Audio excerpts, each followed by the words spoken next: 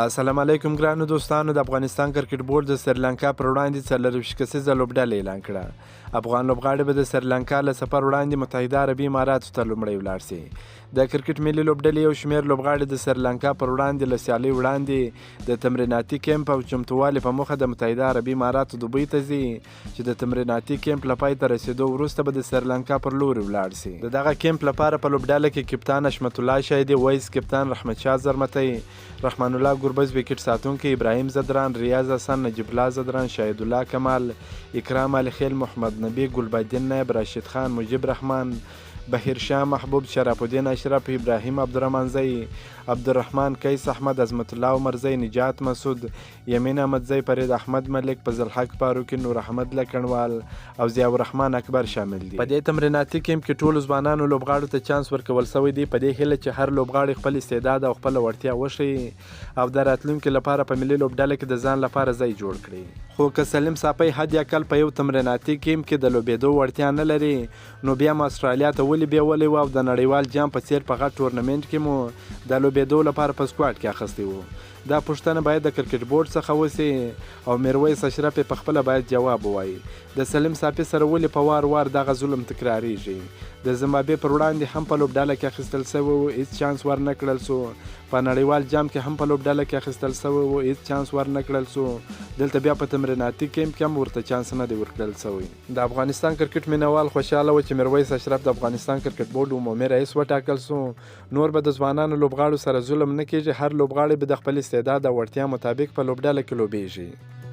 خو هغسې ونه سول، د لوبغاړو سره بیا هم مسلسل دغه ظلم روان دی.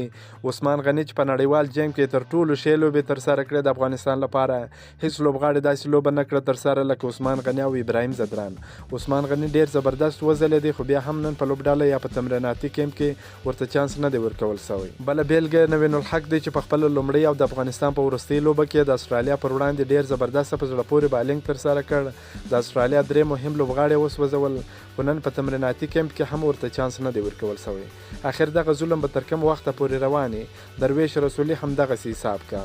خو بیا هم نجات مسعود تر نوین الحق ښه بالر دی که تر سلیم ساپي ښه بالر دی چې دته په لوبډله کې چانس ورکول سوی دی. د افغانستان په کرکټ بورډ کې هم ټول میراثیان ناست. محمد نبي د همدې حمله استعفا ورکړه چې دوی د محمد نبي سره په یوه خبره نه و، پر یوه لار نه ورسره تلل، نو محمد نبي د همدې وجې څخه استعفا اعلان کړه. د سلیکشن کمیټې دغه دوه مخی چلند نور د منلو وړ نه دی.